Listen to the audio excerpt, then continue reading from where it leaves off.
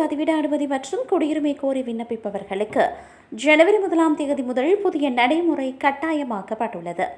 அதற்கமைய நாட்டின் வரலாறு, கலாச்சாரம், அரசியல் அமைப்பு மற்றும் குடியரசின் விழுமியங்கள் என 5 பிரிவுகளின் கீழ் 40 கேள்விகள் அடங்கிய பரீட்சை நடாத்தப்படும்.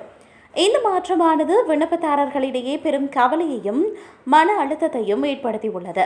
இந்த தேர்வில் தேர்ச்சி பெற 80% மதிப்பெண்கள் பெற வேண்டும் என்பது மிக கடுமையான நிபந்தனை என பலரும் கவலை வெளியிட்டுள்ளனர். தேர்வில் தோல்வியடைந்தால் வேலைவாய்ப்பு மற்றும் சுகாதார சலுகைகளை இழந்து ஒழுங்கற்ற சூழ்நிலையில் வாழ வேண்டிய கட்டாயம் ஏற்படும் என்பதால் தகுதியுள்ள விண்ணப்பதாரர்கள் கூட நிராகரிக்கப்படும் அபாயம் உள்ளதாக சமூக ஆர்வலர்கள் எச்சரிக்கை விடுக்கின்றனர்.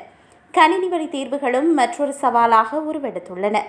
தொழில்நுட்பத்தை பயன்படுத்த பழகாத அல்லது பிரெஞ்சு கணினி சாதனங்களை கையாள்வதில் சிரமம் உள்ளவர்களுக்கு இது கூடுதல் சுமையாக அமைந்துள்ளது. எனினும் 65 வயதுக்கு மேற்பட்டவர்களுக்கும் ஏற்கனவே 10 ஆண்டு பதிவிட அட்டை வைத்திருப்பவர்களுக்கும் இந்த தேர்வில் இருந்து விலக்கு அளிக்கப்பட்டுள்ளது.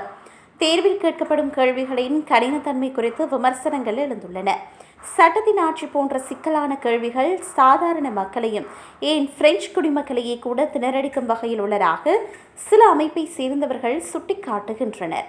ஒரு சிறிய தவறு கூட விண்ணப்பத்தை பாதிக்குமோ என்ற பயம் விண்ணப்பதாரர்களை பாதிக்கிறது. இந்த தேர்வுகளுக்கு தயாராவதற்கு அரசாங்கம் அதிகாரப்பூர்வ இணையதளத்தை தொடங்கியுள்ள போதிலும் மொழி தகுதிக்கான அளவுகோல்களும் உயர்த்தப்பட்டிருப்பது விண்ணப்பதாரர்களுக்கு இரட்டை சவாலாக மாறியுள்ளது. பிரெஞ்சு குடியுரிமை பெறுவதற்கான நேர்காணலுடன் இந்த தேர்வும் இணைந்து வருவது குறிப்பிடத்தக்கது.